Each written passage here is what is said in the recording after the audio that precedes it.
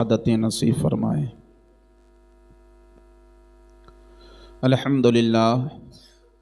الحمدللہ رب العالمین والعاقبۃ للمتقین والصلاة والسلام علی من کان نبیا وآدم بین الماء والطین وعلی آلہ واصحابہ اجمعین، اما بعد فاعوذ باللہ من الشیطان الرجیم، بسم اللہ الرحمن الرحیم۔ یا ایہا الذین آمنوا اتقوا اللہ وکونوا مع الصادقین۔ آمنت باللہ صدق اللہ العظیم وصدق وبلغنا رسولہ النبی المتین المبین الامین الکریم، وَنَحْنُ عَلَى ذَلِكَ لَمِنَ الشَّاهِدِينَ وَالشَّاكِرِينَ وَالْحَمْدُ لِلَّهِ رَبِّ الْعَالَمِينَ۔ خدا ایک بار بس ایک بار بلوائے مدینے میں، خدا ایک بار بس ایک بار بلوائے مدینے میں، پھر اس کے بعد چاہے دم نکل جائے مدینے میں۔ خدا ایک بار بس ایک بار بلوائے مدینے میں، پھر اس کے بعد چاہے دم نکل جائے مدینے میں، اور زمانے میں کہیں آئیں تو اس سے ڈر بھی لگتا ہے، زمانے میں کہیں آئیں تو اس سے ڈر بھی لگتا ہے، فرشتہ موت کا آئے تو آ جائے مدینے میں، فرشتہ موت کا آئے تو آ جائے مدینے میں، اور میرے اللہ مجھ سے تو مدینے کا فقیر اچھا، میرے اللہ مجھ سے تو مدینے کا فقیر اچھا، وہ جب چاہے جہاں چاہے چلا جائے مدینے میں۔ میرے اللہ مجھ سے تو مدینے کا فقیر اچھا، وہ جب چاہے جہاں چاہے چلا جائے مدینے میں۔ عاشق سرکار کی کیفیت پیدا کریں تو اپنی گفتگو کو آگے بڑھائیں۔ عاشقوں کا انداز یہ ہوتا ہے، عاشقوں کا مزاج یہ ہوتا ہے، جب بھی اپنے آقاؤں کا ذکر سنتے ہیں تو مچل جایا کرتے ہیں، اور اپنے آقاؤں کا ذکر سن کے اس پہ عمل کرنے کی کوشش کرتے ہیں۔ یہ دور فتنوں کا دور ہے، ایسا پرفتن دور ہے۔ اس دور میں ہر قدم پہ جو ہے ایمان کو بچانے کے لیے کئی دشواریوں کا سامنا کرنا پڑے گا۔ عاشق سرکار ہو تو عاشقوں والے مزاج اپنے اندر پیدا کرو، یقیناً ہماری زندگی ایمان ہی کی بنا پہ خوبصورت ہے۔ ہم لوگ کامیاب ہیں تو صرف نسبتوں کی برکت سے کامیاب ہیں۔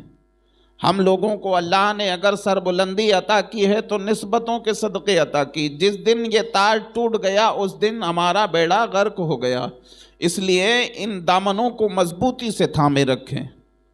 ایک شاعر کہتے ہیں کہ ہر ایک کی عاشق سرکار نے کھٹیا کھڑی کر دی، ہر ایک کی عاشق سرکار نے کھٹیا کھڑی کر دی، غلام احمد مختار نے کھٹیا کھڑی کر دی، غلام احمد مختار نے کھٹیا کھڑی کر دی۔ ارے او باب خیبر یاد رکھ اس ایک جھٹکے کو، ارے او باب خیبر یاد رکھ اس ایک جھٹکے کو، تیری جب حیدر کرار نے کھٹیا کھڑی کر دی۔ ارے او باب خیبر یاد رکھ اس ایک جھٹکے کو، تیری جب حیدر کرار نے کھٹیا کھڑی کر دی۔ اور آگے لکھتے ہیں جب یزیدی شفا خانے ہزاروں کھول کر بیٹھے، جب یزیدی شفا خانے ہزاروں کھول کر بیٹھے، اکیلے عابد بیمار نے کھٹیا کھڑی کر دی۔ آئیے ایک مرتبہ درود پاک پڑھ لیں، اللہم صلی علی سیدنا شفیعنا و مولانا محمد معدن جو دیو الکرم علیہ الکرام و ابنہ الکریم امتہ الکریمہ، صلاۃ و سلاما علیک دائما حبیبی یا رسول اللہ صلی اللہ تعالی علیہ وسلم۔ آئیے قرآن کریم کی جو آیت پاک کو میں نے تلاوت کیا، اس آیت پاک کو سنیں، سمجھیں اور اس پر عمل کریں۔ یا ایہا الذین آمنوا اتقوا اللہ وکونوا مع الصادقین۔ یہ آیت پاک ہم بارہا سن چکے ہیں، سنتے بھی ہیں، یا ایھا الذین آمنوا اتقوا اللہ کا ترجمہ ہے اے ایمان والوں اللہ سے ڈرو، وَكُونُوا مَعَ الصَّادِقِينَ اور سچوں کے ساتھ ہو جاؤ۔ آسان سی بات یہ ہے، سچے کون ہیں؟ سچے کون ہیں؟ تو قرآن مجید میں اللہ تبارک و تعالی نے ارشاد فرمایا، انعم اللہ من النبیین والصدیقین والشہداء والصالحین۔ اللہ تبارک و تعالی نے جن لوگوں پہ اپنا انعام فرمایا، جن لوگوں پہ اپنا فضل فرمایا، نبیین، صدیقین، شہداء اور صالحین۔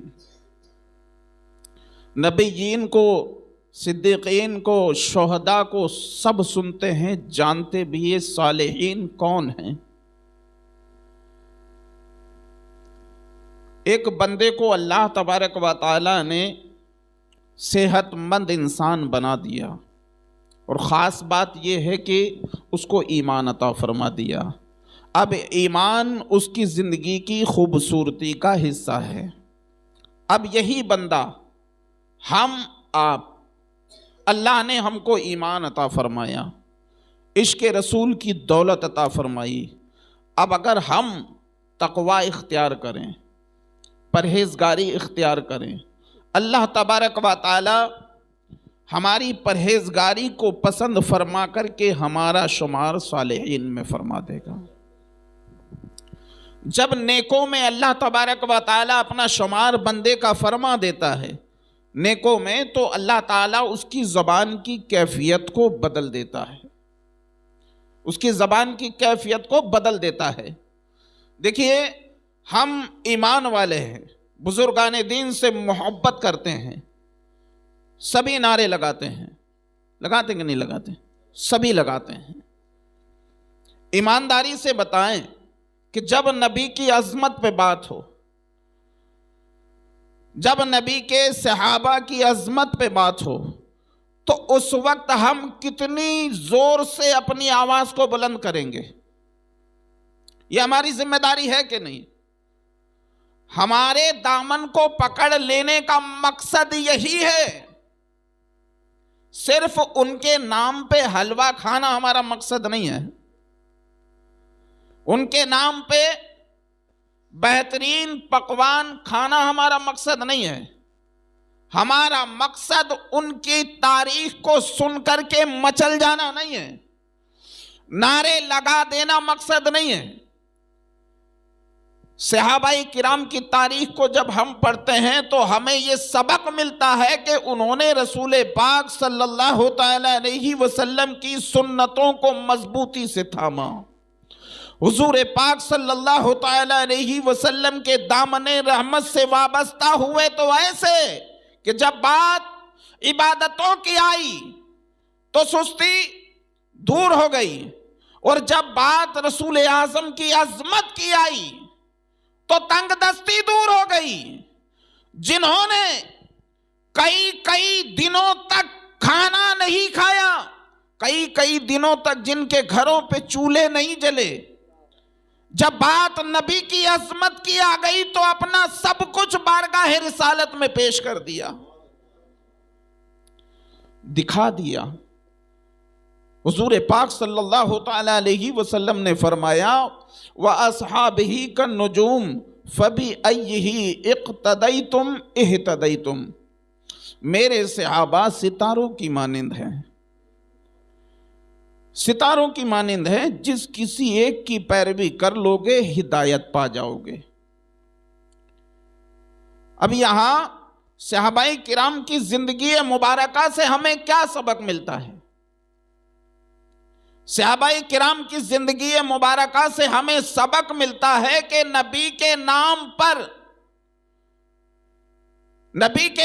پر جب ہم نے خود کو فنا کر دیا، نبی کے نام پر خود کو فنا کر دیا، تو اب ہمارے راہ میں جتنی بھی دشواریاں آئیں گی، ہم نبی کے نام پر سب سے لڑ کے گزر جائیں گے۔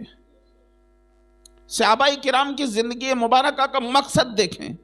آج ہماری محبت صرف محبت یہ نہیں کہ ہم ان کا ذکر کر لیں اور ان کے ذکر کو سن کر کے مچل جائیں تھوڑی دیر کے لیے اور جا کر کے ان کے گستاخوں میں بیٹھ جائیں. جب وہاں گئے تو ان کے، یہاں آئے تو اپنے. یہ محبت نہیں ہے پیارے. محبت اس چیز کا نام نہیں ہے. اگر اسی کو محبت کہتے ہیں تو یہ دھوکہ ہے، خالص دھوکہ. حضور پاک صلی اللہ تعالی علیہ وسلم نے ارشاد فرمایا کہ وہ لوگوں، اگر تم میں کوئی شخص مجھے اپنے مال سے، اپنی اولاد سے، اپنی جائیداد سے، اپنے ماں باپ سے، تمام دنیا والوں سے زیادہ محبت کرتا ہے، سمجھ لو وہ مومن ہے. اور جب تک کوئی اپنے مال سے، اپنی اولاد سے، اپنے اسباب سے، اپنے والدین سے، اپنے عزیز و اقربا سے زیادہ مجھ سے محبت نہیں کرتا، وہ مومن ہو ہی نہیں سکتا. اب آپ بتائیں، حضور پاک صلی اللہ تعالی علیہ وسلم کی زبان پاک وہ زبان ہے جس زبان پاک سے اگر کچھ نکل گیا کہ کائنات ہے تو ہے. اگر اس زبان مبارک سے نکل گیا کہ یہاں فلاں کافر کی موت ہے تو وہاں ہے. آپ نے فرما دیا کہ یہ مردہ زندہ ہوگا تو ہوگا. آپ نے فرما دیا اللہ ہے تو ہے. آپ کے فرمانے سے پہلے کسی کو پتا نہیں تھا کہ اللہ ہے یا نہیں ہے. آپ کے فرمانے سے پہلے کسی کو پتا نہیں تھا جنت ہے یا نہیں ہے. آپ کے فرمانے سے پہلے کسی کو پتا نہیں تھا دوزخ ہے یا نہیں ہے. آپ کے فرمانے سے پہلے کسی کو پتا نہیں تھا کہ قبر میں حساب و کتاب ہے یا نہیں ہے. ہمارے کاندھے پہ فرشتے ہیں یا نہیں ہیں، ہماری قبر میں فرشتے ہیں یا نہیں ہیں، فرشتے کتنے ہیں، کہاں رہتے ہیں، کیسے ہیں، سب کچھ ہوا تو نبی کریم صلی اللہ تعالی علیہ وسلم کے فرمانے کے بعد ہوا. اب سوچو، حضور پاک صلی اللہ تعالی علیہ وسلم سے پہلے کم و بیش 1,23,999 انبیاء کرام رسولان اعظام تشریف لائے. کم و بیش 1,23,999 انبیاء کرام حضور پاک صلی اللہ تعالی علیہ وسلم سے پہلے تشریف لائے. تمام انبیاء و رسولوں کے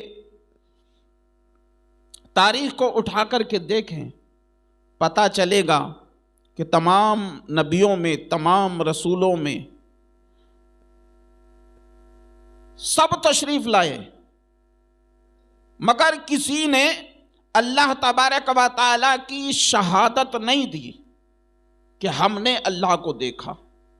کسی نے شہادت نہیں دی. اور تمام نبیوں، تمام رسولوں کے تشریف لانے سے پہلے اللہ تبارک و تعالیٰ نے عالم ارواح میں تمام نبیوں کو، رسولوں کو آگاہ کر دیا. یہ قرآن مقدس گواہ ہے. تمام نبیوں کو، تمام رسولوں کو آگاہ کر دیا اور سب کو ایک دوسرے پر گواہ بنا دیا. سب کو ایک دوسرے پر گواہ بنا دیا. اے آدم، اگر میں تمہارے زمانے میں اپنے محبوب کو پیدا کروں گا تو تم کیا کرو گے؟ روح آدم سے جواب ملتا ہے، مولا جو تیری رضا وہ میری رضا. مالک و مولا ارشاد فرماتا ہے، اے روح آدم، اگر میں تمہارے زمانے میں اپنے محبوب کو پیدا کر دوں تو اے آدم تمہاری قوم کا کلمہ ہوگا لا الہ الا اللہ، آدم صفی اللہ، مگر اے آدم تمہارا کلمہ ہوگا لا الہ الا اللہ محمد رسول اللہ. روح آدم سے عہد لیا گیا. حضرت شیس علیہ السلام کی روح سے عہد لیا گیا. حضرت نوح علیہ السلام کی روح سے عہد لیا گیا. حتیٰ کہ تمام انبیاء، تمام رسولوں کی روحوں سے عہد لیا گیا، تمام کو گواہ بنایا گیا، تمام کو ایک دوسرے پر گواہ بنا دیا گیا۔ اب تمام نبیوں رسولوں سے عہد لے لیا گیا، تمہارے زمانے میں اگر میں اپنے محبوب کو پیدا کروں تو تم کیا کرو گے؟ تمہارے لوگوں کا، تمہاری امت کا کلمہ تمہارے لیے ہوگا، مگر تمہارا کلمہ میرے محبوب صلی اللہ تعالی علیہ وسلم کے لیے ہوگا۔ یاد رکھو پیارے، میرے محبوب کا کلمہ تم پڑھو گے، تمہاری امت تمہارا کلمہ پڑھے گی۔ پروردگار عالم نے اپنے محبوب صلی اللہ تعالی علیہ وسلم کا مقام و مرتبہ تمام نبیوں رسولوں کو بتا دیا، اس لیے بتا دیا تمام نبی جو ہے کائنات میں تمام انسانوں سے افضل ہیں، تمام نبی کائنات میں تمام انسانوں سے افضل ہے، اور ان نبیوں میں اللہ نے جن کو رسالت عطا کی وہ ان نبیوں سے افضل ہے۔ تو ذرا سوچو، تمام کائنات کے انسانوں سے افضل اللہ کے نبی ہیں، انبیاء علیہم السلام ہیں، اور تمام انبیاء میں افضل رسولان اعظام ہے، اور تمام رسولان اعظام میں افضل اگر کوئی ہے تو وہ ہمارے تمہارے نبی رسول اعظم صلی اللہ تعالی علیہ وسلم کی ذات ہے۔ تبھی تو قرآن مجید میں اللہ تبارک و تعالی نے فرما دیا تلک الرسل فضلنا بعضهم علی بعض منہم من کلم اللہ ورفع بعضهم درجات۔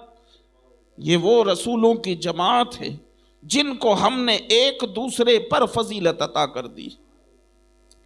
کوئی وہ ہے جس سے اللہ تعالیٰ نے کلام فرمایا، اور کوئی وہ ہے جس کو اللہ نے درجوں بلندیاں عطا کی۔ حضرات گرامی، کہنے کا مقصد یہ ہے کہ تمام انبیاء میں، تمام رسولوں میں سب سے اعلیٰ مقام نبی کونین صلی اللہ تعالی علیہ وسلم کی ذات کا ہے۔ ہر نبی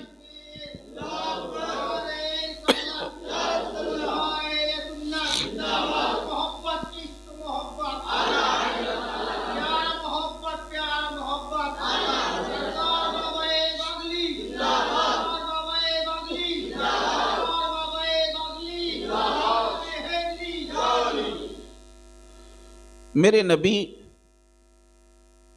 اس دنیا میں تشریف لائے، نبی کونین صلی اللہ تعالی علیہ وسلم نے 40 سال کے بعد نبوت کا اعلان فرمایا۔ اب آپ کی مکمل زندگی مبارکہ جس میں آپ نے امت کی رہنمائی فرمائی کتنے سال کی تھی؟ کتنے سال کی عمر شریف تھی؟ 63 سال۔ ٹوٹل عمر آپ کی جو ہے، جو آپ نے ظاہراً اپنی امت کے درمیان رہ کر کے گزاری، 63 سالہ عمر ہے۔ اور یہ 63 سالہ عمر جو ہے آپ نے صرف 23 سال اعلان نبوت کے بعد 23 سال اپنی امت کے درمیان میں گزارے، اور اس میں صحابہ کرام نے ان 23 سالوں میں آپ سے جو حاصل کیا قیامت تک باقی رہنے والا ہے، قیامت تک باقی رہنے والا ہے۔ یہ نظام قدرت ہے۔ آپ نے دیکھا نبی کونین صلی اللہ تعالی علیہ وسلم کی عظمتوں کو صرف اور صرف آپ کے امتیوں نے نہیں، بلکہ اگلی پچھلی امت کے نبیوں نے آپ صلی اللہ تعالی علیہ وسلم کی عظمتوں کو مانا ہے۔ پیارے نبی کونین صلی اللہ تعالی علیہ وسلم نے ارشاد فرمایا، دیکھیے حدیث پاک سنیں، میرے سامنے ایک دیوبندی نے ایک بہت گھنونی بات کہہ دی، بہت گھنونی بات کہہ دی۔ میں نے سن کر کے جو ہے اپنے حساب سے جواب بھی دیا، مگر دیکھیے جس سے اللہ تبارک و تعالیٰ دین لیتا ہے تو عقل چھین لیتا ہے۔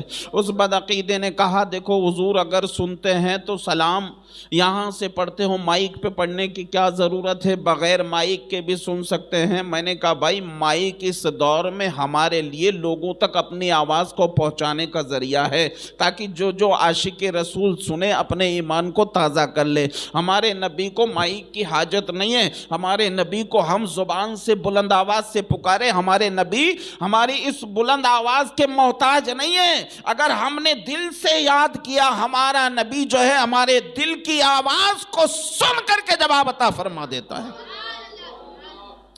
اب تجھے اگر دلیل کی ضرورت ہے تو سن، قرآن مجید ارشاد فرماتا ہے النبی اولا بالمؤمنین من انفسہم۔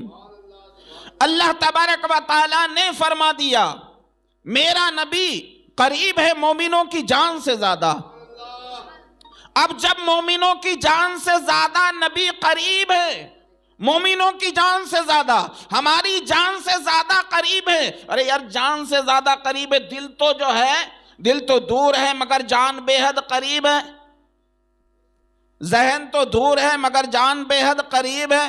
اس لیے کہ جان ہے تو دل ہے، جان ہے تو جسم ہے، جان ہے تو ذہن ہے. او لوگوں، جب جان ہے تو میرا نبی تو میری جان سے بھی زیادہ قریب ہے. میرے دل نے میرے نبی کے نام پہ دھڑکنا شروع کیا، میرے نبی کو خبر ہو گئی،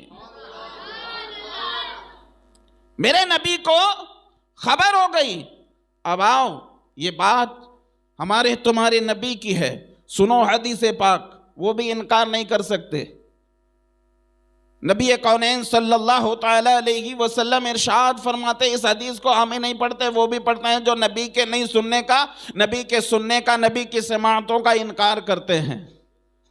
جو نبی کی سماعتوں کا انکار کرتے ہیں وہ بھی اس حدیث پاک کو پڑھتے ہیں. بلکہ وہ جس کو اپنا مجدد کہتے ہیں، اشرف علی تھانوی نے بہشتی زیور میں اس حدیث کو نقل کیا ہے، اور یہ صحیح حدیث ہے. ٹیک لگا کر کے اس نے جو ہے اس کو نقل کیا ہے. سنو حدیث پاک، نبی کونین صلی اللہ تعالی علیہ وسلم ارشاد فرماتے ہیں، جب قبرستان جاؤ تو سلام کیا کرو. قبرستان جاؤ تو قبر والوں کو سلام کیا کرو. صحابہ نے عرض کیا، یا رسول اللہ، ہم سلام کرتے ہیں، کیا وہ ہماری آواز کو سنتے ہیں؟ مصطفیٰ کریم صلی اللہ تعالی علیہ وسلم فرماتے ہیں، تمہارے سلام کو سنتے بھی ہیں، اس کا جواب بھی دیتے ہیں. ایک اور مقام پہ نبی کونین صلی اللہ تعالی علیہ وسلم ارشاد فرماتے ہیں کہ جب لوگ مردے کو دفنا کر کے قبرستان سے واپس نکلتے ہیں تو وہ مردہ ان جانے والوں کی جوتیوں کی آواز کو بھی سنتا ہے. سوچو، ایک گناہگار بندہ قبر میں رہ کر کے جانے والے اپنے ساتھی کے جوتے کی آواز کو سنتا ہے، تو ذرا سوچو جس نبی کے صدقے میں اللہ نے جوتے پہننے والوں کو پیدا کیا ہے، ذرا سوچو وہ گناہگار امتی قبر میں ہو کر کے، امتی قبر میں ہو کر کے، گناہگار امتی قبر میں ہو کر کے ایک گناہگار کے جوتے کی آہٹ کو سن سکتا ہے، تو جب گناہگار کی قوت سماعت کا یہ عالم ہے تو نبیوں کے تاجدار کی قوت و سماعت کا عالم کیا ہوگا؟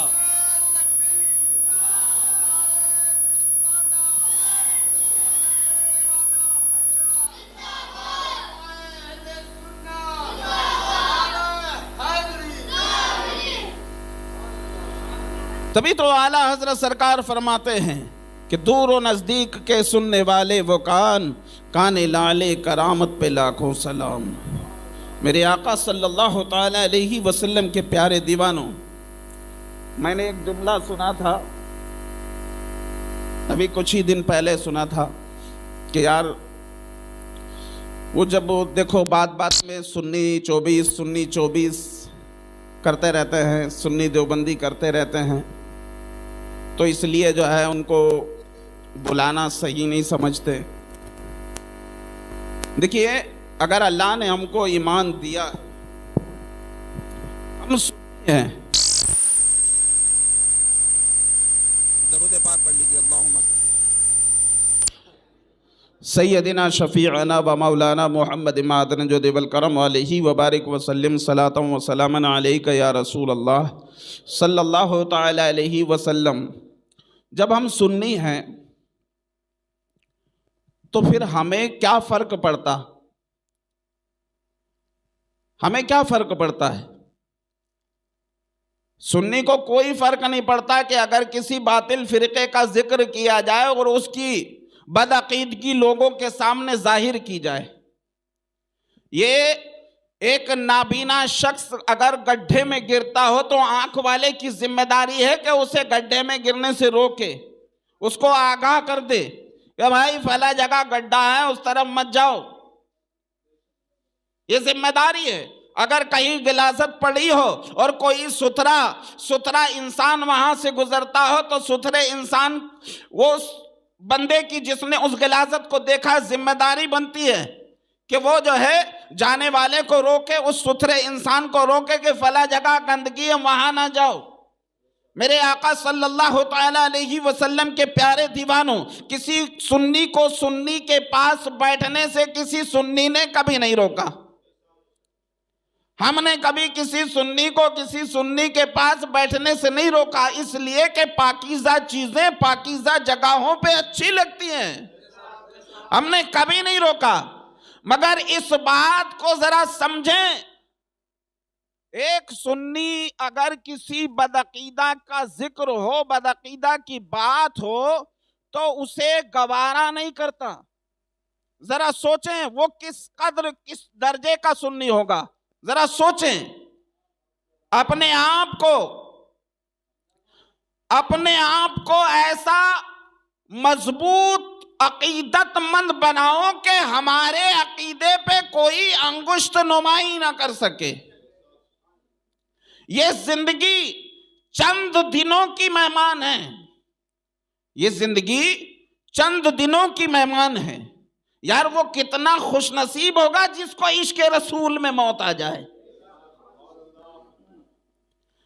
کیا یہ زندگی ہمیشہ کی ساتھی ہے؟ یہ بیمار ہو کر ہاسپٹل کے پلنگ پہ یہ زندگی آخر ہو، یا کسی بری جگہ یہ زندگی تمام ہو، اس سے بہتر ہے کہ عشق رسول میں یہ زندگی تمام ہو جائے۔ کوئی بھی عاشق رسول یہ گوارا نہیں کرے گا کہ اس کی زندگی ایسے ہی ضائع ہو جائے۔ یہ اللہ کی بہت بڑی نعمت ہے۔ ہم جن مقدسان بارگاہ کا ذکر کرنے کے لیے بیٹھے ہیں، ان نفوس قدسیہ کی زندگی مبارکہ کو دیکھو کہ جب صحابی رسول نبی کونین صلی اللہ تعالی علیہ وسلم کا پیغام سنیں تو اس میں ذرہ برابر بھی تاخیر نہ کریں۔ حکم ملا تو کس کا ملا؟ کائنات کے سردار کا ملا۔ حکم ملا تو کس کا ملا؟ دونوں جہاں کے تاجدار کا ملا۔ جب حکم ملا تو فوراً تعمیل کے لیے نکل پڑے۔ ایک صحابی رسول جن کا ذکر قرآن مجید میں آیا، احادیث مبارکہ میں ان کی تاریخ ملتی ہے، اور ایک صحابی رسول جن کا ذکر احادیث مبارکہ میں غسیل الملائکہ کے نام سے آیا، جن کو حضرت حنظلہ کہتے ہیں۔ سبحان اللہ، وہ حنظلہ نبی کریم صلی اللہ تعالیٰ علیہ وسلم سے بے پناہ محبت کرنے والے، نبی کونین صلی اللہ تعالیٰ علیہ وسلم کے قدم ناز پہ زندگی نچھاور کرنے والے، ایک دن اپنے بستر پہ آرام کر رہے تھے، بیوی کے ساتھ تھے۔ تاریخ میں آتا ہے کہ شادی کو کچھ ہی وقت گزرا تھا، آپ کی شادی کو کچھ ہی وقت گزرا تھا، آپ نے ایک منادی کی آواز کو سنا، وہ ندا دے رہا تھا، اے نبی کونین صلی اللہ تعالی علیہ وسلم کے دیوانوں، آؤ آج اسلام کی آبیاری کے لیے حضور اکرم صلی اللہ تعالی علیہ وسلم نے تمہیں بلایا ہے۔ اس منادی کی آواز کو سنتے ہیں، آنکھیں کھلتی ہے، بیدار ہوتے ہیں۔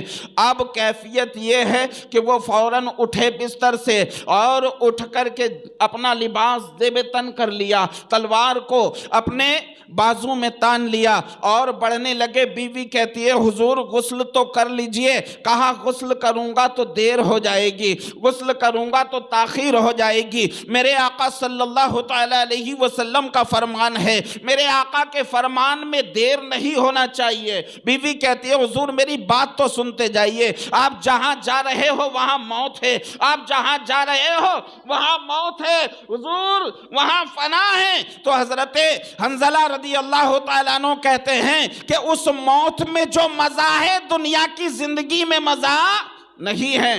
تو اس نیک خاتون کی خوش قسمتی پہ قربان جائیے۔ وہ خاتون یہ نہیں کہتی کہ حضور رک جائیے، حضور وہاں مت جائیے، وہ خاتون کہتی ہے حضور اگر آپ کو نبی کونین صلی اللہ تعالیٰ علیہ وسلم کے ساتھ رہ کر کے اللہ جامع شہادت عطا کر دے تو مجھ خادمہ کو مت بھول جانا، محشر میں مجھ خادمہ کو مت بھول جانا۔ آپ نے الوداع کہہ کر کے گھوڑے پہ سوار ہو کر کے گھوڑے کو ایڑ لگائی. کیا دیکھا کہ نبی کونین صلی اللہ تعالی علیہ وسلم اپنے قافلے کے ساتھ روانہ ہو چکے ہیں. آپ نے گھوڑے کو تیز رفتار دوڑانے کے لیے ایڑ لگائی. گھوڑا دوڑتا رہا مگر لشکر ہاتھ نہ آیا. لشکر میدان کارزار میں ہی ملا. کیا دیکھا؟ جنگ شروع ہو چکی ہے. حضرت حنظلہ رضی اللہ تعالیٰ عنہ اس جنگ میں شریک ہو جاتے ہیں. اس جنگ میں شریک ہو جاتے ہیں. کئی مشرکین کو فنار کر دیتے ہیں, جہنم رسید کر دیتے ہیں. حضرت حنظلہ کی کیفیت یہ ہے کہ حضرت حنظلہ کئی سارے مشرکوں کو جہنم رسید کر دیتے ہیں, زخمی ہو جاتے ہیں, کئی تیر لگتے ہیں, کئی تلواریں لگ جاتی ہیں. جنگ ہو رہی ہے. حضور پاک صلی اللہ تعالیٰ علیہ وسلم سے کسی نے کہا نہیں ہے کہ حنظلہ اس جنگ میں شریک ہو چکے ہیں. بعض صحابہ کو بھی پتہ نہیں ہے کہ حنظلہ یہاں پہ موجود ہیں. جنگ ہوتی رہی, لڑتے رہے, کئی مشرکوں کو جہنم رسید کرتے رہے. حتی الامکان آپ جنگ کرتے رہے, کرتے رہے, کرتے رہے. آپ کا جسم مبارک زخموں سے چور چور ہو جاتا ہے. ایک وقت ایسا آتا ہے کہ آپ شہید ہو جاتے ہیں, شہید ہو جاتے ہیں. اب جب شام کا وقت ہوا, جنگ روک دی گئی, جنگ رک گئی. اب مشرکین کے لشکر کی طرف سے ان کی لاشوں کو جمع کیا جا رہا ہے. حضور پاک صلی اللہ تعالی علیہ وسلم کے غلام ہیں, ان تمام شہیدوں کے لاشوں کو جمع کر رہے ہیں, لاشوں کو جمع کر رہے ہیں. ایک وقت ایسا آیا کہ کچھ صحابہ پریشانی کے عالم میں حضور پاک صلی اللہ تعالی علیہ وسلم کی بارگاہ میں دوڑتے ہوئے حاضر ہوئے. عرض کیا, یا رسول اللہ صلی اللہ تعالی علیہ وسلم, ہم نے جو ہے کئی شہیدوں کے لاشوں کو جمع کیا. یا رسول اللہ, کسی کا سر موجود ہے, کسی کا دھڑ موجود ہے, کسی کا سر نہیں ہے, کسی کا دھڑ نہیں ہے, کسی کا ہاتھ نہیں ہے, کسی کا پیر نہیں ہے, کسی کی آنکھیں کچل دی گئی ہیں. یا رسول اللہ, کسی کا سر کچل دیا گیا. کیفیت یہ ہے کہ سبھی کے جسموں سے خون بہ رہا ہے, سبھی کے جسم جو ہے خون سے لہو لہان ہیں. مگر یا رسول اللہ صلی اللہ تعالی علیہ وسلم, ان تمام لاشوں میں ایک لاش ایسی ہے جس میں خون نہیں بلکہ پانی ٹپک رہا ہے.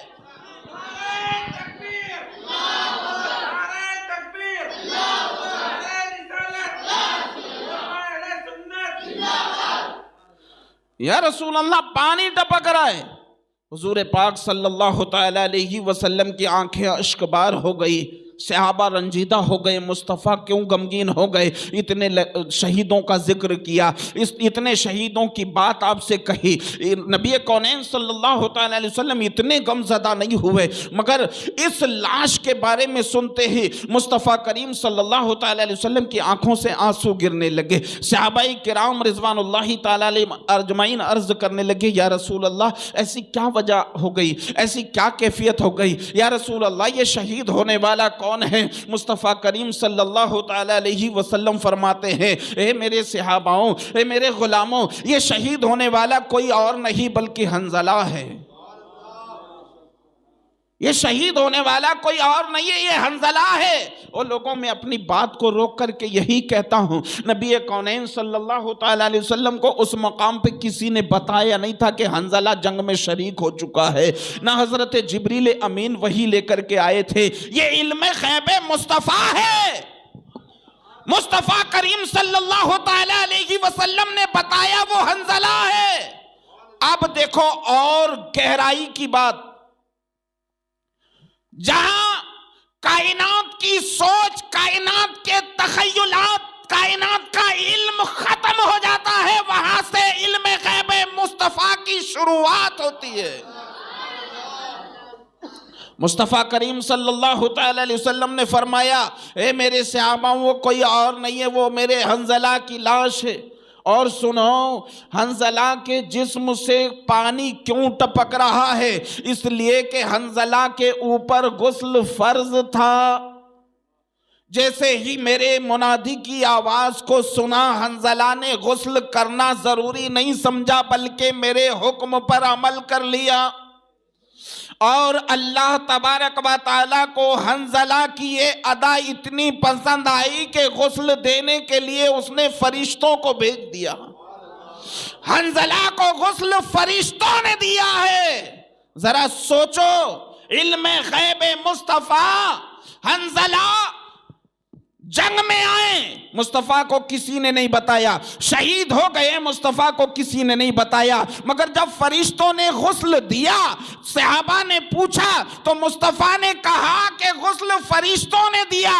اور کیوں دیا؟ اس کی وجہ یہ ہے کہ حنظلہ نے میرے حکم کی تعمیل میں غسل کو ضروری نہ سمجھا، اس لیے فرشتوں نے غسل دیا ہے. اور لوگوں، مصطفیٰ کریم صلی اللہ تعالی علیہ وسلم کی محبت میں اگر یہ جان جاتی ہے تو یاد رکھو، یہ جان جسم سے ضرور جاتی ہے مگر تبھی جان میں جان آتی ہے. تبھی تو کسی عاشق رسول نے مچل کر کے کہا، جان ہے عشق مصطفیٰ، روز فضوں کرے خدا، جس کو ہو درد کا مزہ نہ دے، ناز دوا اٹھائے کیوں. یہ عشق ہے. تبھی تو بریلی کے تاجدار کہہ گئے، اے عشق تیرے صدقے جلنے سے چھٹے سستے، جو آگ بجھا دے گی وہ آگ لگائی ہے. ہم جن بزرگوں کی درود پاک پڑھ لیجیے. اللہم صلی علی سیدنا شفیعنا و مولانا محمد معدن جد والکرم علیہ وبارک وسلم صلاۃ و سلاما علیک یا رسول اللہ.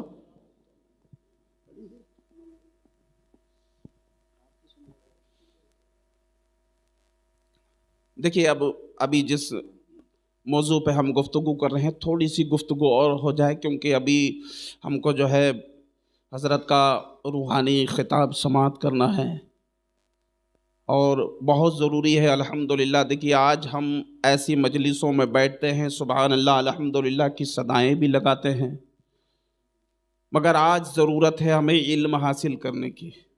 اور یہ ہمارے جلسے جو ہے صرف اور صرف نعرے لگانے کے لیے نہیں، بلکہ علم دین سیکھنے کے لیے کیے جائیں. ہمیں اندازہ ہونا چاہیے. آپ جانتے ہیں یہ جشن جس نفوس قدسیہ کے لیے، جس ذات بابرکت کے نام پہ یہ جشن منعقد کیا گیا، اس ذات کی آمد کہاں ہوئی؟ تاریخ بتاتی ہے کعبہ شریف میں. کہاں ہوئی؟ کعبہ شریف میں. اور آپ کی شہادت کہاں ہوئی؟ آپ کی شہادت مسجد میں ہوئی. یعنی آپ آئے تو اللہ کے گھر کو آباد کر دیا. آپ آئے تو اللہ کے گھر کو آباد کیا، اور گئے تو بھی اللہ کے گھر کو آباد کیا. آپ کا آنا بھی مبارک اور آپ کا جانا بھی مبارک. یہ زندگی مبارکہ ہمیں پیغام دیے. حضرت مولا کائنات مولا علی شیر خدا رضی اللہ تعالیٰ عنہ کی ذات وہ ذات ہے جس ذات کی عظمتوں کو نبی کونین صلی اللہ تعالیٰ علیہ وسلم نے اپنی زبان مبارک سے بیان کیا. سبحان اللہ. اور نبی کونین صلی اللہ تعالیٰ علیہ وسلم نے حضرت علی شیر خدا رضی اللہ تعالیٰ عنہ کے علم کی، آپ کے علمی وسعت کی خود جو ہے تعریف بیان فرمائی ہے. نبی کونین صلی اللہ تعالیٰ علیہ وسلم نے جس ذات کی تعریف بیان کی ہو، ذرا سوچو اس ذات کی عظمتوں کا عالم کیا ہوگا. مگر اس ذات بابرکت سے ہمیں پیغام کیا ملا؟ اس ذات بابرکت سے ہمیں پیغام کیا ملا؟ پیغام یہ ملا پیارے کہ اللہ کے گھر کو آباد کیا. اللہ کے گھر کو آباد کیا. نبی کونین صلی اللہ تعالیٰ علیہ وسلم کی عظمتوں پر ہمیشہ جو ہے پہرا دیتے رہے. نبی کونین صلی اللہ تعالیٰ علیہ وسلم سے اتنی محبت کی کہ 10 سال کی عمر شریف میں آپ نے جو ہے اسلام قبول کر لیا. اچھا، آپ کی شان یہ ہے، تاریخ شاہد ہے، حضرت مولا کائنات مولا علی شیر خدا رضی اللہ تعالیٰ عنہ ایک ایسے صحابی ہیں کہ ایمان لانے سے پہلے بت پرستی کا زمانہ تھا. بتوں کی پرستش کی جاتی تھی. بتوں کو کی عبادتیں کی جاتی تھی، ان کی بندگی کی جاتی تھی، مگر مولا علی شیر خدا رضی اللہ تعالیٰ عنہ واحد ایک ایسی ذات ہیں ایمان لانے سے پہلے بھی کبھی بتوں کو سجدہ نہیں کیا. سبحان اللہ. ایمان لانے سے پہلے بھی آپ نے کبھی جو ہے بتوں کو سجدہ نہیں کیا. یہ وہ ذات ہیں کہ جس ذات بابرکت کو اللہ تبارک و تعالیٰ نے ایسی وسعتیں عطا کی. آپ کے علم کا عالم یہ ہے کہ صحابہ کرام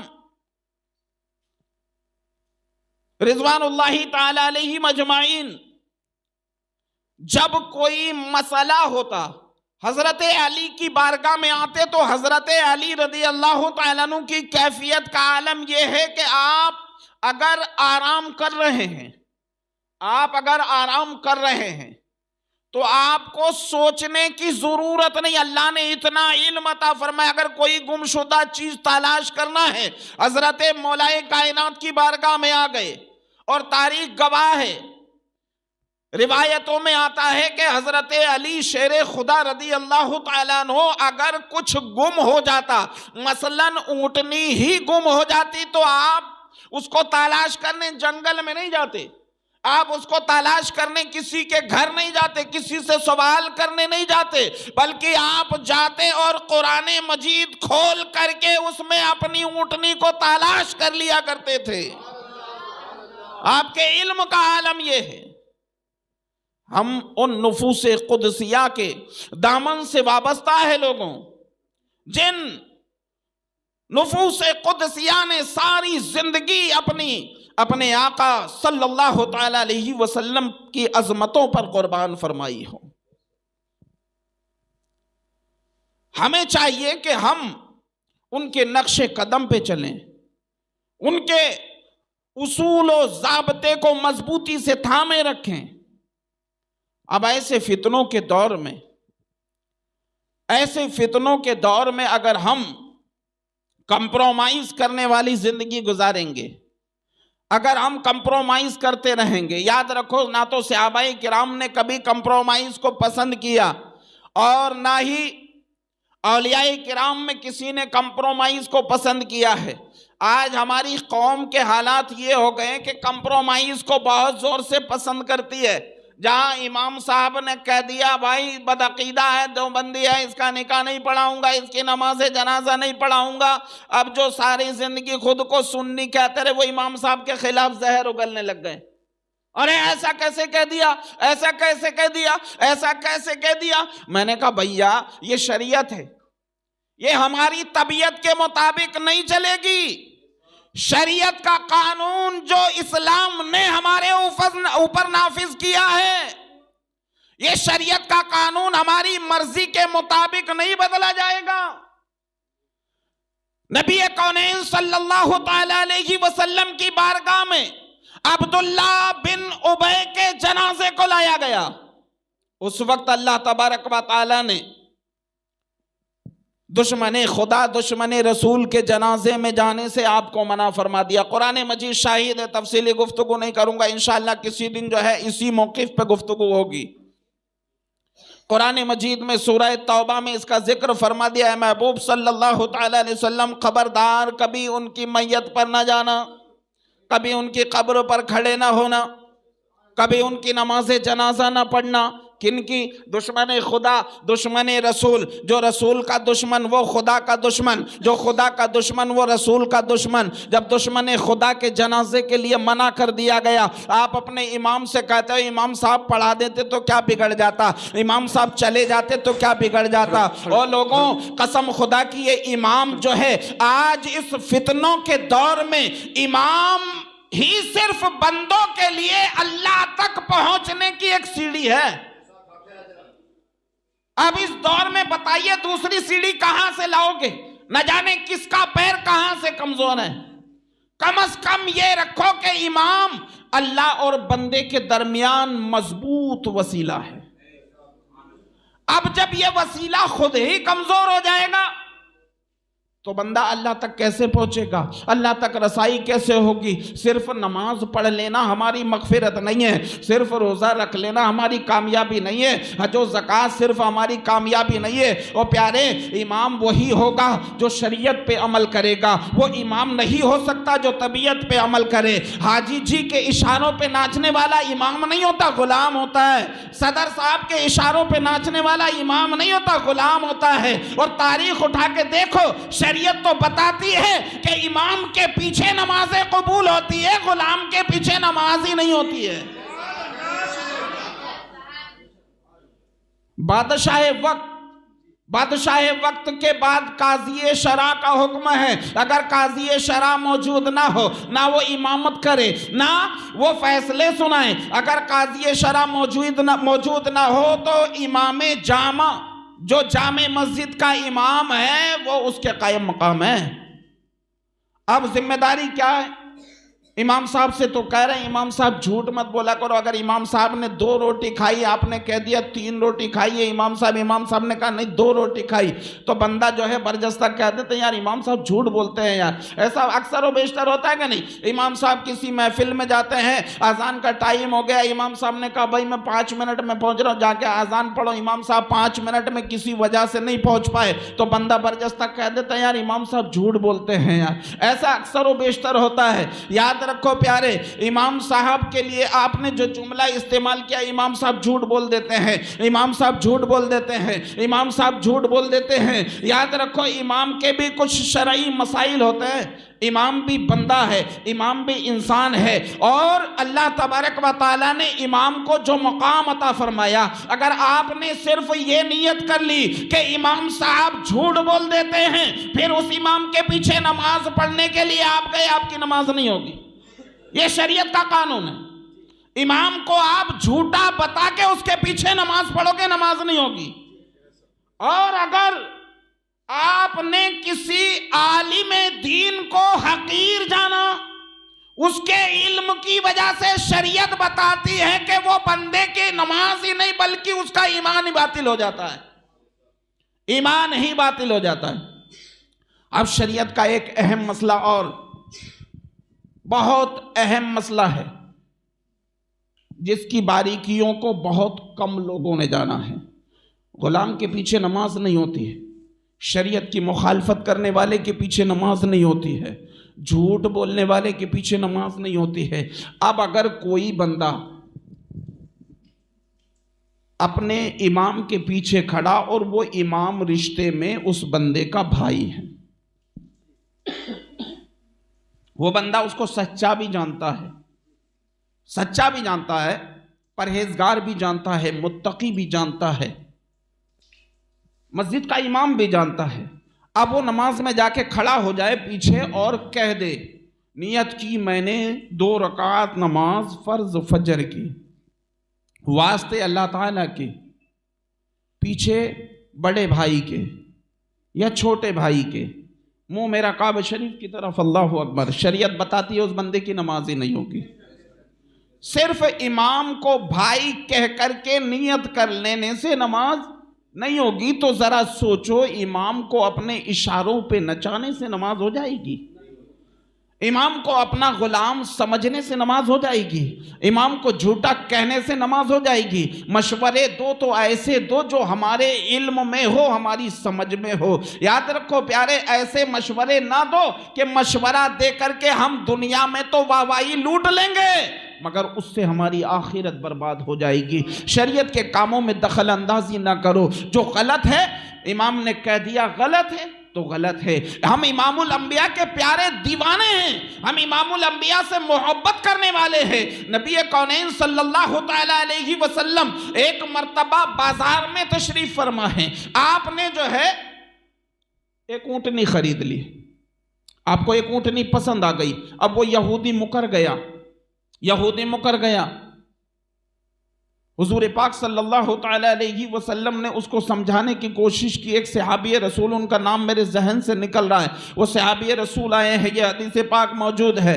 وہ صحابی رسول جب تشریف لائے، حضور پاک صلی اللہ تعالیٰ علیہ وسلم کو اس بدبخت سے بحث کرتے ہوئے پایا۔ وہ صحابی رسول خاموش کھڑے ہو گئے. نبی کونین صلی اللہ تعالیٰ علیہ وسلم سے پوچھا یا رسول اللہ صلی اللہ تعالیٰ علیہ وسلم جب آپ نے سودا کیا تو کوئی گواہ موجود تھا؟ نبی کونین صلی اللہ تعالیٰ علیہ وسلم نے فرمایا میں موجود تھا. جب آپ نے کہا میں موجود تھا تو وہ صحابی رسول برجستہ کہنے لگے ہاں میں گواہی دیتا ہوں، میں گواہی دیتا ہوں، میرے آقا صلی اللہ تعالیٰ علیہ وسلم نے سودا کیا، میں گواہ ہوں، میں گواہ ہوں. جب 2-3 مرتبہ گواہی دی وہ یہودی جو ہے گھبرا گیا، پریشان ہو گیا اور وہ چلا گیا، اس نے مان لیا.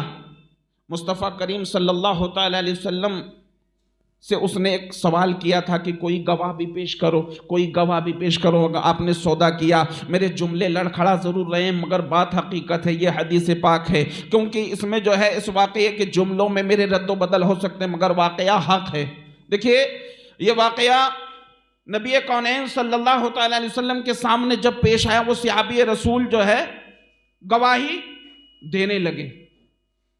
جب وہ یہودی چلا گیا تو مصطفیٰ کریم صلی اللہ تعالیٰ علیہ وسلم نے فرمایا عبداللہ ابن سامت رضی اللہ تعالیٰ عنہ، وہ صحابی رسول جب مصطفیٰ کریم صلی اللہ تعالیٰ علیہ وسلم کے سامنے آئے، مصطفیٰ کریم صلی اللہ تعالیٰ علیہ وسلم نے فرمایا تم یہاں موجود نہیں تھے، تم نے گواہی دے دی. یہ گواہی کیوں دی؟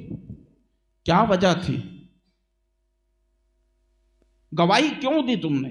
جب تم یہاں موجود نہیں تھے تو وہ صحابی رسول کا دل چھو جانے والا جواب، دل کو چھو لینے والا جواب، ایمان کو تازہ کر دینے والا جواب. وہ صحابی رسول کہتے ہیں یا رسول اللہ صلی اللہ تعالی علیہ وسلم آپ نے اپنی زبان مبارک سے کہہ دیا میں نے خریدا، آپ نے کہہ دیا میں نے خریدا. حضور کہتے ہیں کہ جب تم یہاں موجود نہیں تھے تو تم نے کیسے کہہ دیا کہ میں گواہ ہوں؟ تو کہا یا رسول اللہ آپ نے کہا اللہ ایک ہے، ہم نے بھی کہہ دیا اللہ ایک ہے. آپ نے کہہ دیا قرآن اللہ کی کتاب ہے، ہم نے بھی کہہ دیا اللہ کی کتاب ہے. آپ نے کہہ دیا اللہ کے نورانی فرشتے موجود ہیں، ہم نے بھی کہہ دیا موجود ہے.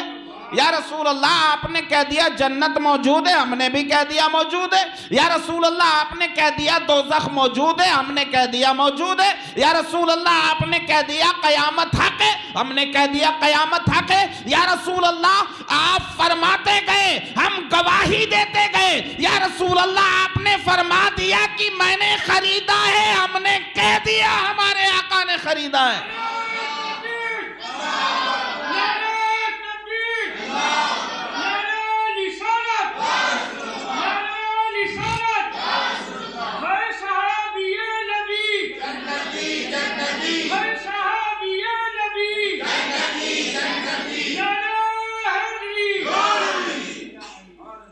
تو ہم صحابہ کرام کے ماننے والے ہیں اور ایک امام، ایک عالم دین، ایک عالم برحق علم مصطفیٰ کے طفیل ہی عالم بنا ہے اور علم مصطفیٰ کو کی صحیح پاسداری کرنے والا عالم یقیناً ہمارا امام ہے، ہمارے سروں کے تاج ہیں.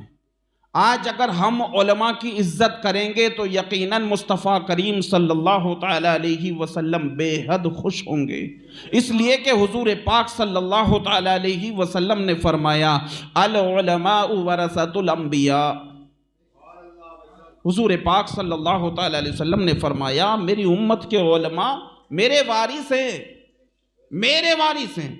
آج اگر امام نے ہماری ذرا سی بات کا انکار کر دیا بھلے وہ شریعت کی روح سے غلط ہو تو ہم دشمن ہو جاتے ہیں. امام صاحب نے کیسے منع کر دیا، امام صاحب نے کیسے منع کر دیا. اب امام سے بڑا دشمن گاؤں میں کوئی نہیں ہے، سب سے بڑا دشمن امام ہے. اب اس سارے دشمنوں کو وہ دوست بنا لے گا، صرف دشمن ہے تو امام ہے. اور لوگوں ایسا مت کرو، اپنی آخرت کو برباد نہ کرو، اپنے آخرت کو تباہ نہ کرو، اس لیے کہ نبی کونین صلی اللہ تعالی علیہ وسلم نے فرما دیا علماء میرے وارث ہیں. علماء میری امت کے علماء میرے وارث ہیں تو وارث مال کے نہیں ہیں، جائیداد کے نہیں ہیں، بلکہ علوم مصطفیٰ کے وارث ہیں. اور سب سے خاص بات تو یہ ہے کہ علوم مصطفیٰ کے وارثوں کو ڈھونڈنے کی ضرورت نہیں پڑتی. بلکہ ان کے کردار سے، ان کے اعمال سے، ان کے انداز بیان سے پتہ چل جاتا ہے جو علم مصطفیٰ کی بات کرتا ہے وہ علم مصطفیٰ کا وارث ہے، اور جو علم مصطفیٰ کا انکار کرتا ہے وہ وارث ہو نہیں سکتا۔ نعرہ تکبیر، نعرہ رسالت، نسل کے اعلیٰ حضرت، نسل کے اعلیٰ حضرت، نعرہ تکبیر، نعرہ رسالت۔ اب چاہے وہ کسی بدعقیدہ کا نکاح ہو، امام صاحب نے کہہ دیا میں نہیں پڑھاؤں گا، میں یہاں نہیں رکوں گا، تو مقتدی کو چاہیے کہ ہمارا امام جہاں نہیں وہاں ہم نہیں، یہ ہماری ذمہ داری ہے، ہمارا امام نہیں تو ہم بھی نہیں۔ امام صاحب نے کہہ دیا میں فلاں کی نماز جنازہ نہیں پڑھاؤں گا، وہ بدعقیدہ ہے، فوراً دور ہو جاؤ کہ ہمارا امام جہاں نہیں وہاں ہم نہیں۔ یہ قاعدے کی بات ہے، یہ دو طرفہ زندگی، یہ دو طرف دو پلے میں پیر رکھ کے گزارنے والی زندگی زندگی نہیں ہے۔ پیغام تاج الشریعہ سنا آپ نے؟ نہیں سنا؟ پیغام تاج الشریعہ سنا؟ بارہا سنتے ہیں، کیا فرماتے ہیں تاج الشریعہ؟ یہ نہ دنیا کی آوارگی کے لیے، ذرا تڑپ کے کہہ دیجئے،